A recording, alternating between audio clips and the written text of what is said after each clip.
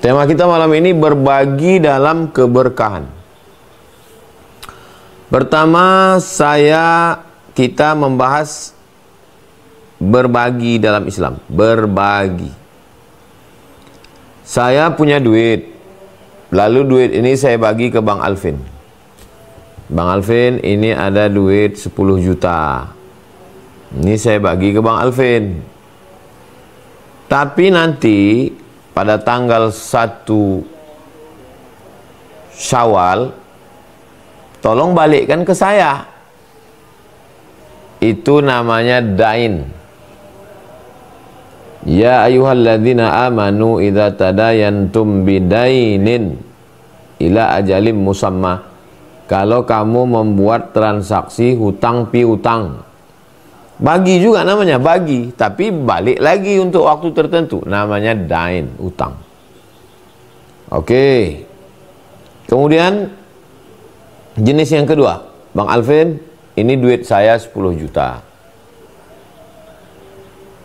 Lalu kemudian saya khawatir, ini kita kan jauh ini, saya di Riau, Bang Alvin di Pontianak. Bisa nggak kirimkan STNK BPKB motor yang kira-kira nilainya 10 juta? Maksudnya Pak Ustadz, ya mana tahu nanti tanggal 1 Syawal tidak bisa duit ini balik. Ini STNK BPKB motor ini jadi milik saya. Itu bagi juga namanya. Bagaimana milik kita ini berbagi ke orang lain? Namanya rahan. Rahan itu artinya gadai. 1 Syawal ternyata Bang Alvin tidak mengembalikan uang saya. Iya, motor itu jadi milik saya. Kemudian ketika malam Idul Fitri dikembalikannya. Ini duit Ustadz 10 juta. Lalu saya kembalikan STNK BPKB. Rahan namanya, gadai. Oke, sekarang jenis yang ketiga. Bang Alvin, ini ada duit 10 juta. Bagi, saya bagi. Ini ada duit 10 juta. Lalu kemudian silakanlah Bang Alvin mau pakai apa? Kata Bang Alvin, kalau gitu saya ternak lele Pak Ustadz. Silakan. Paten juga beberapa kolam. Ya cukup nih 10 juta. Nanti setelah panen, lele 2 bulan, paten 6 bulan panen. Saya balikkan ke Ustadz 10 juta modal. Kalau nanti untung dapat 5 juta, kita bagi 2,5 juta untuk Ustadz, 2,5 juta untuk saya. Itu namanya mudharabah. Mudharabah namanya. Jadi saya modal 10 balik dan saya dapat duit 12,5 juta. Bang Alvin dapat 2,5 juta. Mudharabah namanya, bagi hasil. Oke, jenis yang keempat. Bang Alvin, ini ada duit saya 10 juta. Ini 10 juta. Ini adalah kewajiban saya tahun ini. Kebetulan duit saya ada 400 juta. 100 jutanya kan 2,5 juta. 200 juta 5 juta. 300 juta 7,5 juta. 400 juta 10 juta. Ah, ini 10 juta ambillah untuk Bang Alvin. Itu namanya zakat. Bang Alvin tidak perlu mengembalikan lagi. Dan tidak perlu merasa berutang dan berutang budi ke saya. Karena itu memang wajib saya keluarkan. Itu memang hak Bang Alvin. Itu jenis yang kelima. Sekarang jenis yang keenam. Pokoknya nilainya 10 juta terus, biar mudah ingatnya. Bang Alvin, ini ada duit 10 juta. 10 juta. Tolong Bang Alvin belikan pembebasan tanah masjid Kapal Munzalan yang baru di Kota Anu. Kalau 10 juta ini kira-kira dapat berapa? Dapat 10 meter Pak Ustadz, karena semeternya 1 juta. Oh, ambillah 10 juta ini, belikan 10 meter. Itu namanya wakaf. Berbagi juga namanya. dain, rahan, mudharabah, zakat, wakaf. Berikutnya yang keenam, Bang Alvin, ini 10 juta.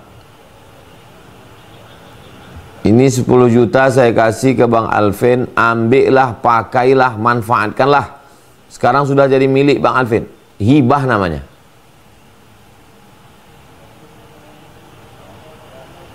Lalu kemudian saya bilang, saya sampaikan, Bang Alvin ini 10 juta, kuserahkan ke Bang Alvin kalau aku mati. Wasiat namanya. Nunggu saya mati. Selama saya tak mati, duit itu tak berpindah ke Bang Alvin. Kalau berpindah masih hidup, hibah namanya. Berpindah nunggu mati, wasiat namanya. Yang nerima wasiat lebih dulu mati, batal wasiatnya. Nah.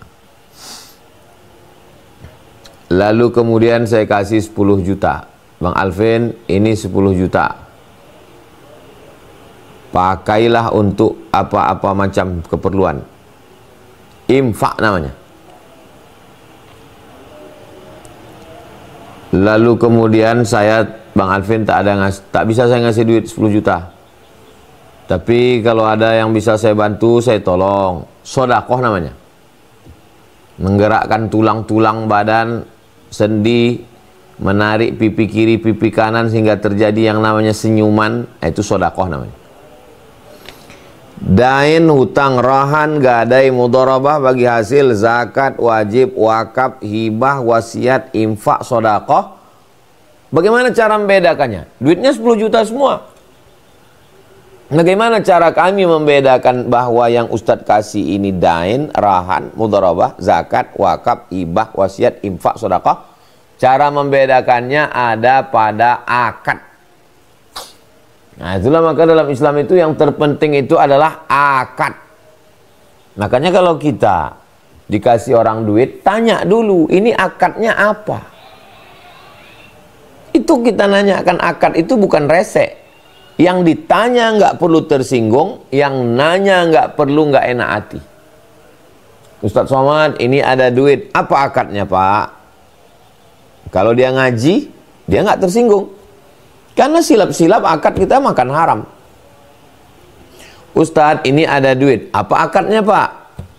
Ini duit, ini rencana saya untuk bangun kelas Pak Ustadz. Oh, kalau gitu akadnya wakaf ya. Ya, masuknya ke rekening ini rekening wakaf. Ini ada duit Pak Ustadz. Apa ini Pak? Ya terserah Ustadz lah mau dipakai untuk apa. Oh kalau gitu kami masukkan ke operasional ya.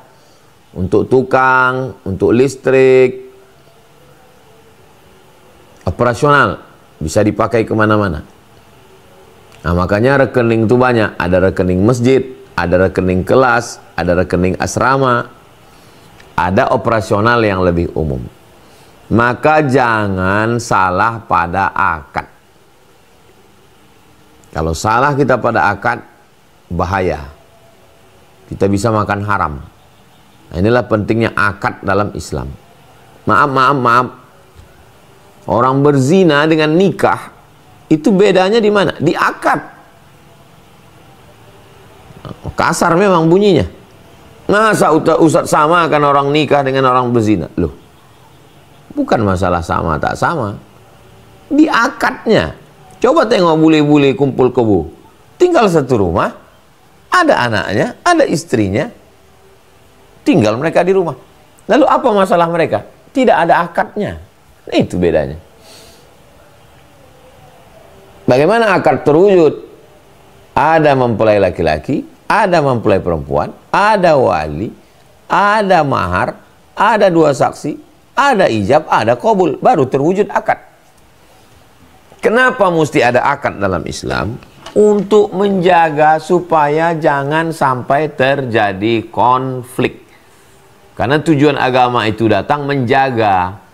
Menjaga jangan sampai harta binasa, menjaga jangan sampai nyawa melayang, menjaga jangan sampai kehormatan hilang, menjaga jangan sampai agama dirusak, menjaga jangan sampai nama baik menjadi tergadai. Itu tujuan kedatangan Islam itu. Jadi kalau orang faham, oh ternyata itu guna akad itu. Jadi kalau orang pergi ke bank konvensional dengan bank syariah, di akad itulah dia. Nah, berbagi yang kita bahas malam ini, berbagi yang mana? Berbagi yang dalam bentuk kita bagi habis. Bisa dia sedekah, bisa dia infak, bisa dia wakaf, bisa dia zakat, nggak balik lagi. Memangnya kalau kita bagi 10 juta ke orang, Ustadz bagi 10 juta ke Bang Alvin. Lalu kemudian setelah setahun Ustadz minta balik lagi. Iya, saya minta balik lagi, orang hutang. Terus, Ustadz, ya saya dapat pahala. Karena melepaskan orang dari kesulitan. Man yassara an mu'sirin yassarallahu anhu yaumal qiyamah. Siapa yang memudahkan urusan orang, dimudahkan Allah pula urusannya pada hari kiamat. Iya Pak Ustadz, tapi nggak ada bunganya. Terus kami dapat apa? Itulah beda orang Islam dengan orang kafir. Orang kafir, dia yang namanya untung itu kalau dalam bentuk materi, duit. Aku pinjam 100.000. Terus aku dapat apa? Kalau nggak ada bunga untuk apa, kata dia? Nah, dalam Islam ada namanya pahala, ada namanya akhirat, ada namanya barokah, ada namanya kebaikan, ada namanya kelapangan hati, ada namanya doa orang soleh. Nah, itulah bedanya orang bertuhan dengan yang tidak bertuhan. Ini tentang berbagi. Yang kedua, keberkahan. Karena judulnya berbagi keberkahan. Berkah, orang Arab kalau menyebut tempat air kolam itu dinamanya birkah. Jadi asal kata berkah dengan birkah itu hurufnya sama, barokah. Birkah, barokah. Saya punya tanah, Bang Alvin juga punya tanah. Sama tanah kami, sama-sama kami beli. Sama-sama petak, sama-sama tanah kaplingan. Cuman bedanya tanah saya ada kolamnya. Tanah Bang Alvin nggak ada kolamnya. Turun hujan. Ketika turun hujan, tanah saya nampung air. Tanah Bang Alvin habis hujan, habis. Maka tanah saya itu disebut berkah ya, tanah Ustadz Somad ya. Kenapa? Karena orang datang ngambil air ke saya. Karena ada kolamnya. Oke, contoh kedua. Kami sama-sama punya tanah ini. Sama-sama beli tanah kaplingan. 25 meter kali 25. Tanggal belinya sama, jenis tanahnya sama. Tiba-tiba datang onta. Onta turun di tanah saya. Onta turun ke tanah itu bahasa Arabnya barokah. Barokah ya beruku. Datang onta turun ke tanah saya. Apa kata orang? Tanah Ustadz Somad itu barokah. Kenapa? Karena dia dapat onta. Dia dapat hewan tunggangan onta. Dia dapat bulu onta. Dia dapat kulit onta. Dia dapat susu onta. Dia dapat kencing onta. Dia dapat daging onta. Onta liar, nggak tahu siapa punya. Tiba-tiba datang ke tanah saya. Ya beruntung saya. Kalau bahasa Melayunya betuah. Oh lah betuahnya budak nih. Nah, jadi barokah itu artinya, kalau bahasa Inggrisnya lucky man. Lucky. Memiliki keberuntungan. Barokah itu bisa turunnya. Ya barokah bisa kemana aja. Bisa turun ke orang. Qala inni abdullahi ataniyal kitaba wa ja'alani nabiyya wa ja'alani mubarakan aynama kuntu. Nabi Isa itu, Nabi Isa alaihissalam. Qala inni abdullah, aku adalah hamba Allah. Ataniyal kitab, aku diberi Injil.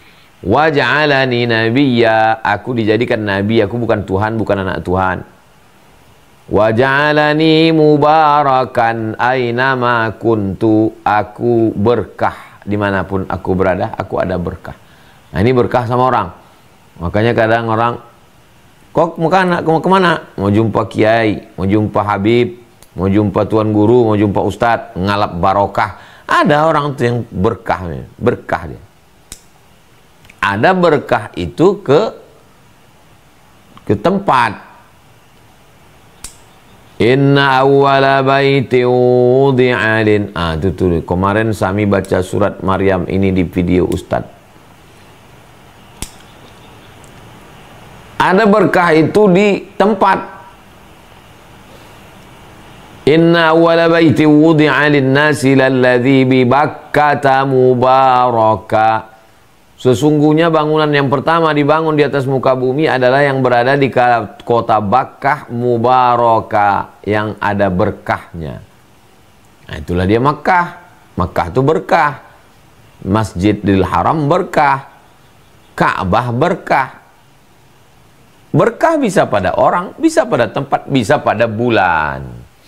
Itulah dia bulan Ramadan, bulan berkah. Barokah artinya ziyadatul khair, ada kelebihan kebaikan. Makanya yang selalu kita mintakan itu dalam hidup ini ya barokah. Misalnya makan itu sama-sama sepiring, tapi sepiring kita barokah. Allahumma barik lana, berkah. Nikah itu minta barokah. Barakallahu lakuma wa baraka alaikuma wa jama'a bainakuma fi khair. Umur mabaruk, alfa mabaruk sebetulnya bukan mabruk, mubarak, baraka yubariku, mubarak isim maf'ulnya mubarakun, diberkahi. Lahir anak barokah juga, barakallahu laka fil mauhub, semoga Allah memberikan berkah pada anakmu. Makanya kalau mendoakan orang, barik lana fi arzaqina, berikan berkah pada rezeki kami. Barik lana fi ahlina, berikan berkah pada pasangan hidup kami. Barik lana fi auladina, berikan berkah pada anak-anak kami. Barik lana fi buyutina, berikan berkah pada rumah kami. Barik lana fi kulli ma ataitana, berikan berkah pada semua yang kau karuniakan kepada kami. Maksudnya apa? Ziyadatul khair, ada tambahan kebaikan. Dah jelas ngajinya, judulnya mesti jelas dulu, berbagi dalam keberkahan. Bagi-bagi berkah. Berkah apa yang mau kita bagi? Ya berkah ilmu, berkah amal, berkah duit, berkah rezeki. Sekarang masuk ke pembahasan yang ketiga. Amal itu biasanya dinilai dari tingkat kerumitan, kesulitan, kepayahan, kejelimetan, keribetannya. Itu dinilai. Kenapa sholat tahajud dengan sholat maghrib? Maghrib wajib, tahajud tak wajib. Tapi ketika disebutkan tentang apakah doa yang paling afdal ya Rasulullah, kata Nabi, fi jawfil lail tahajud. Dan tahajud disebut dalam Quran, wa minal laili fatahajjad, dari sebagian malam maka lawanlah kantukmu, tahajjud. Selalu amal itu yang dilihat adalah kadar kesulitan, keribetan, kepayahan, kejelimetan, dan dia bertolak belakang. Maksud saya bertolak belakang begini, jam 2 malam itu kan paling enak tidur. Nah, yang bertolak belakang dengan tidur itu apa? Berdiri, mandi, wudhu, bangun, tidur. Maka itulah amal yang paling afdal. Amal yang paling afdal jam 2 malam adalah bangun tidur. Karena itu yang paling berat. Nah, setelah kita paham konsep ini, bulan Ramadan itu kan lapar, nahan makan, nahan minum, nahan duit, nahan nafsu. Apa amal yang paling besar? Yang paling besar adalah ngasih makan. Bertolak belakang dari bulannya. Bulannya nahan makan. Amal yang paling bagus ngasih makan. Nah, baru ketemu titiknya. Jadi yang dimaksud dengan berbagi dalam keberkahan itu adalah ngasih makan. Karena waktu itu orang nahan makan, kita ngasih makan. Tapi ngasih makannya jangan siang, ngasih makannya waktu buka puasa. Man fattara shaiman, siapa yang sanggup ngasih buka puasa pada orang yang berpuasa, karena lahu mithlu ajri shaim, dia dapat pahala seperti orang yang berpuasa. Jadi Nabi itu kalau ngasih contoh yang simpel-simpel aja dulu. Ngasih baju nanti, ngasih baju nanti. Ngasih uang sekolah nanti. Jangan cerita itu dulu. Bapak Ibu sekalian, kasih baju, kasih uang sekolah itu berat. Orang udah naik dulu asam lambung orang kalau udah cerita yang berat-berat. Ceritanya ringan dulu, kasih makan aja dulu. Kenapa kita kasih makan? Ya karena kita makan waktu maghrib. Allahu Akbar, Allahu Akbar. Kita kan makan. Ya kita kasih makan. Gimana lah Pak Ustadz? Saya bukanya pecel lele. Bagi 2. Pecel lele sebungkus. Lelenya 1 ekor, kecil pula. Potong. Bagi 2. Kan itu kata Nabi SAW kepada Sayyidatuna Aisyah. Ittaqin nar. Jaga dirimu dari api neraka walau bisyiqqi tamrah, walaupun sebelah kurma. Kurmanya sebiji. Belah 2. Sebelah ke mulut kita, sebelah ke mulut dia. Makan itu tujuannya mau apa? Mau kenyang. Kenyang itu datangnya dari mana? Dari Allah. Ada orang makan 2 piring tak kenyang, ada orang makan sedikit kenyang. Yang penting itu makannya atau kenyangnya? Kenyangnya. Jadi kalau orang paham pada hakikat itu, cemana nih kita nggak bisa bagi banyak-banyak karena piring pun nggak ada. Ya udahlah kita tumpahkan aja sini. Tumpahkan. Duduk keliling kita makan.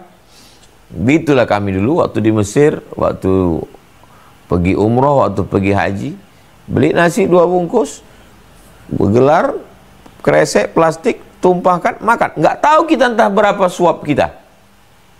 Kalau pakai piring ini, tahu kita ngambil. Kita sendok nasi. Tengok piring kawan. Kalau sedang makan beramai gitu, nggak tahu kita entah suap. Tiba-tiba udah kenyang aja kita. Makan 2-3 kali. Itulah yang namanya barokah itu. Suka saya makan piring-piring sama-sama itu. Nah, itu kunci daripada segala ibadah itu adalah cari yang berlawanan. Malam tidur, lawannya bangun. Bangun.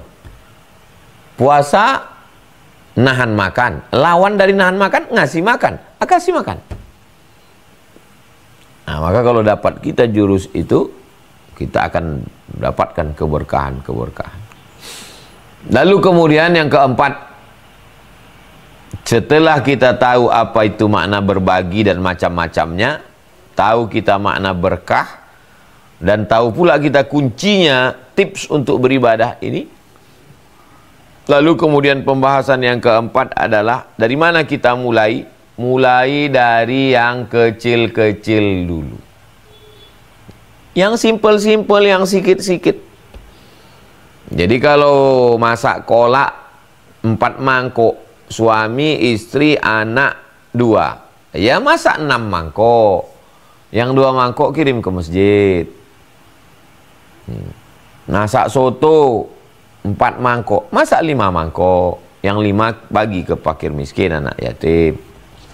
Kalau setiap rumah begitu cara berfikirnya, yang dari sini 1 mangkok kolak, ini 1 mangkok, ini 1 mangkok, rumah anak yatim dapat itu. Yang masalah itu kan cara berpikir kita, usahlah dibuat, dia udah dapat itu dari rumah si Anu. Itu yang merusak itu. Jadi cara berpikir kita, mindset kita, aku mesti buat petang ini, semangkok pun jadilah. Yang kelima, biasakan untuk mengeluarkan yang wajib-wajib itu di bulan Ramadan. Saya memang dari dulu, dari sejak pulang dari Maroko, zakat itu memang saya keluarkan beberapa saat sebelum Ramadan dan di dalam Ramadan. Kenapa saya pilih Ramadan? Pertimbangan saya 3. Yang pertama, ada saudara-saudara kita pekerja berat, tak sanggup dia kerja kalau di bulan Ramadan. Tapi kalau kita kasih zakat itu, dia bisa cuti, bisa dia puasa sama kita. Yang kedua, dapat barokah Ramadan yang tidak ada di bulan luar Ramadan. Semua ibadah yang kita lakukan di bulan itu berkahnya dari mulai berkah puasa, berkah sedekah, berkah zakat, berkah zikir, berkah hatam Quran.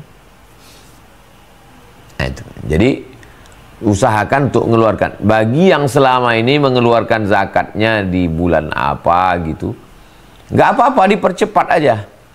Kemarin saya, Pak Ustadz, zakat saya bulan bulan Muharram, Safar, Rabiul Awal, Rabiul Akhir, Jumadil Awal, Jumadil Akhir, Rajab, Sya'ban, Ramadan. Baru 8 bulan. Keluarkan aja. Keluarkan aja, anggap aja setahun. Sisanya itu, kelebihannya itu sedekah. Jangan berhitung-hitung sama Allah. Kelebihannya itu sedekah, supaya Ramadan tahun depan, jadi setiap Ramadan kita keluarkan.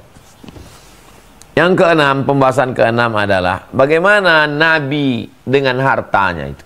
Nabi itu Ramadan karihil mursalah, seperti angin yang berhembus nggak berhenti,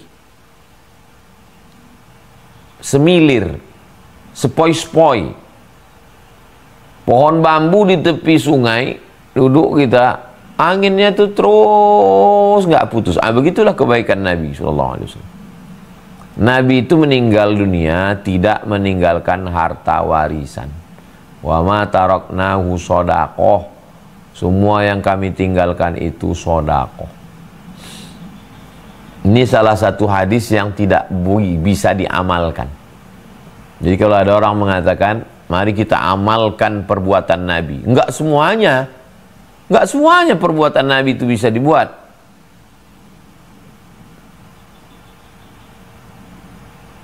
Nabi berpesan, kalau saya meninggal, kuburkan saya di kamar saya. Cobalah buat itu. Coba buat pesan. Aku kalau meninggal, tolong kuburkan aku di kamar ini. Enggak bisa. Nah, termasuklah tentang tidak meninggalkan warisan. Kita tidak disuruh begitu. Itu untuk Nabi itu. Kalau kita, mesti ada yang kita tinggalkan ke ahli waris. Enggak boleh datang kita ke masjid, lalu kita bilang, Pak pengurus, ambil semua hartaku. Enggak boleh. Nabi melarang. Datang seorang, ya Rasulullah, ambillah semua hartaku. Kata Nabi, enggak boleh. Kalau enggak mau engkau semua, asyatru setengah. Lah, kata Nabi, asyatru setengah pun Nabi tak mau. Kalau enggak mau setengah, ats-tsulusu, sepertiga lah ya Rasulullah. Sepertiga boleh. Nah, itu maka batas maksimal wasiat itu paling banyak sepertiga. Jadi kalau ada keluarga bapak ibu berwasiat dia, setengah hartaku untuk masjid, yang jatuh itu hanya sepertiga, 2/3 tetap dibagi ke ahli waris. Apa alasannya? Antada'a warathataka aghniya.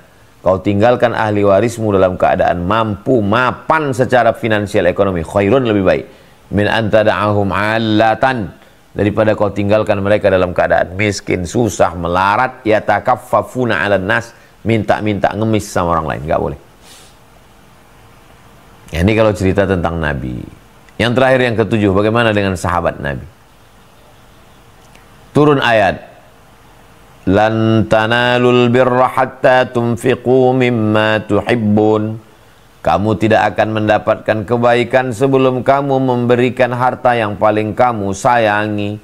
Berbondong-bondong sahabat itu datang menjumpai Nabi SAW. Ya Rasulullah, saya punya tanah di Khaybar. Itulah tanah yang paling saya suka. Rupanya Khaybar itu tanah paling subur sampai sekarang, penghasil kurma. Ambillah itu yang paling saya sayang. Datang lagi sahabat Nabi, saya dapat pembagian seorang budak hamba sahaya berambut pirang bermata biru, maka saya bebaskan dia, tidak lagi jadi budak. Berlomba-lomba mereka untuk memberikan apa yang paling mereka sayang, paling berharga bagi diri mereka. Turun ayat, in tuqridullaha qardan hasanan fayudha'ifahu lahu ad'afan katsirah. Kalau engkau berikan pinjaman kepada Allah, maka Allah melipat gandakannya. Datang sahabat Nabi, apakah Allah perlu pinjaman? Kata Nabi, Allah Maha Kaya, dia tak perlu pinjaman. Tapi kalau mau menolong agama Allah ini, maka dia berikan 600 batang pokok kurma. Abu Dihdah namanya. 600 batang pokok kurma, ambillah. 600 batang pokok sawit itu 4 hektar. Karena 300 batang 2 hektar. 600 batang 4 hektar. 1 hektar sawit sekarang 150 juta. 4 hektar 600 juta. 600 juta harga sawit sekilo 3.000. Harga kurma ajwa 80 rial, 250.000. Bayangkanlah itu berapa miliar 4 hektar itu. 600 batang, ambillah semua ya Rasulullah. Begitulah sahabat itu. Sholat mereka di kebunnya, Allahu Akbar, terdengar kicau burung. Tengoknya kicau burung, rusak sholatnya. Selesai sholat, Assalamualaikum warahmatullahi wabarakatuh, datang ke Baitul Mal, ambillah kebun yang ada kicau burung itu, karena udah mengganggu ibadah. Begitulah mereka. Jadi kita sudah bahaskan semua, tinggal lagi kita bersiap-siap apa yang kita siapkan untuk Ramadan ini. Pak Ustadz, kami sudah menyiapkan 1000 paket Maidatur Rahman. Bagus. Kami sudah menyiapkan untuk buka bersama. Bagus. Berbagi dalam keberkahan.